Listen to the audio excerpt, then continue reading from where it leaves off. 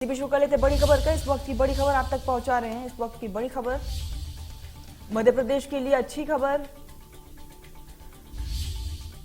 मध्य प्रदेश में कम हुई मातृ शिशु मृत्यु दर। नीति आयोग ने की मध्य प्रदेश की प्रशंसा। ये बड़ी खबर है। आपको बता दें कि सीएम शिवराज सिंह चौहान को टास्क फोर्स ने सौंपा प्रतिवेदन। तय समय में टास्क फोर्स ने तैयार किया है प्रतिवेदन। तो मध्य प्रदेश के लिए अच्छी खबर है और कहीं ना कहीं लगातार सीएम शिवराज सिंह चौहान भी हमेशा ही नजर बनाए रखते हैं तमाम घटनाक्रमों पर और तमाम निर्देश दिए जाते हैं और इसी का नतीजा है कि एक बार फिर से मध्य प्रदेश आगे रहा है। सीएम शिवराज सिंह चौहान को टास्क फोर्स ने एक प्रतिवेदन सौंपा है। अपने आप में आज गर्व का दिन है, गर्व की बात भी है। देश में स्वास्थ्य व्यवस्थाओं की बेहतरी के लिए सरकार ने जनवरी में एक टास्क फोर्स का गठन किया था और उसी टास्क फोर्स ने आज अपनी रिपोर्ट सरकार को सबमिट कर दी है। प्रोफेसर शम्मिका राव हमारे साथ मौजूद हैं। मैम, सबसे पहले आपसे जानना चाहेंगे कि टास्क फोर्स का गठन जो किया गया था, क्या इसका उद्देश्य था और क्या पूरी बॉडी थी इसकी? इसका उद्देश्य था स्टेट में न्यूनेटल, इन्फेंट और मैटरनल डेथ्स के नंबर्स को क्लोजली स्टडी करके ऐसे रिकमेंडेशंस लाएं कि इनका दर घटाया जा सकता है समय के साथ। तो मेन ऑब्जेक्टिव वही था। क्या रिपोर्ट्स हैं, क्या स्टडीज की है मैम आपने 6 महीने में? आज जो रिपोर्ट सबमिट आपने की है, क्या इसमें पाया गया? क्या रेशियो कम हुआ है, ज्यादा बढ़ा है? देखिए, जैसे बाकी देश में इम्प्रूवमेंट आया है, मध्य प्रदेश में भी इम्प्रूवमेंट पिछले 15 सालों में काफी आया है।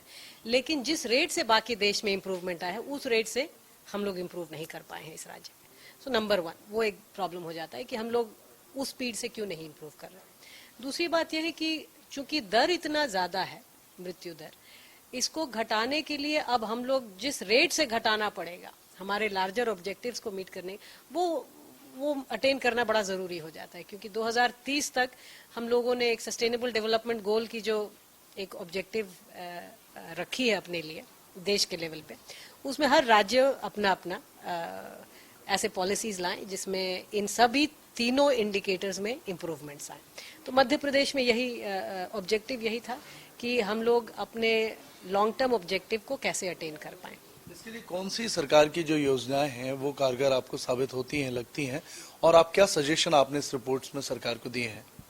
देखिए, सबसे पहले तो हेल्थ को अब प्रायोरिटी देना पड़ेगा। कुछ हद से ये भी देखा जा सकता है कि जो पैंडेमिक हुआ है उसमें पूरे देश में हेल्थ को प्रायोरिटी तो मिला ही है, लेकिन मैटरनल और चाइल्ड हेल्थ की जब बात आती है तो वो हेल्थ केयर सिर्फ फाइनल स्टेज पे नहीं, वो हम लोग कुपोषण से कनेक्टेड है। अगर माताओं को ढंग से खाना नहीं मिलता है या फिर पूरा सारा रिच न्यूट्रिशन नहीं मिलता है तो उसका असर माताओं पर और बच्चों दोनों पे डायरेक्टली पड़ता है, राइट? तो यहाँ पे हम लोगों ने टास्क फोर्स में ये कोशिश की है कि एक न्यूट्रिशन को क्लोजली देखें कि मैल न्यूट्रिशन कहाँ है, किन सेक्शंस में ज्यादा है। दूसरा ये कि हमारे यहाँ हाई रिस्क प्रेगनेंसीज कितनी है। हाई रिस्क प्रेगनेंसी जो है जिसमें कई कॉम्प्लिकेशंस आ जाती हैं, इसको जितना जल्दी आप पकड़ पाएं उतना ही क्लोजली मॉनिटर करके उसको हम सॉल्व कर पाते हैं या उसको ट्रीट कर पाते हैं।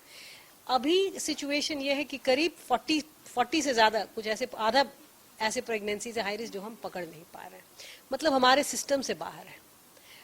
उनका रजिस्ट्रेशन करना बहुत जरूरी हो जाता है। तो अभी आपने देखा पिछले ही हफ्ते ये न्यू पॉलिसी लाई गई कि जो कैश ट्रांसफर होता है, कंडीशनल कैश ट्रांसफर, सारे जो एंटीनेटल चेकअप्स होते हैं प्रेग्नेंट वुमेन के, वो जब सब कंप्लीट कर लेते हैं तो उनको कैश मिलता है 4000 का।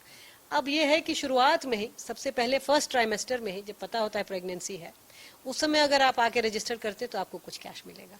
इससे होगा ये कि ऐसे कई जो अभी पकड़ में नहीं आ रहे हैं, जो बाद में बहुत प्रॉब्लम कर देते हैं, उनको हम लोग अर्ली इंटरवेंशन शुरू कर। मध्य प्रदेश, छत्तीसगढ़ की हर खबर सीधे आपके मोबाइल फोन पर। अभी सब्सक्राइब करें हमारा चैनल और पाएं पल पल की खबर।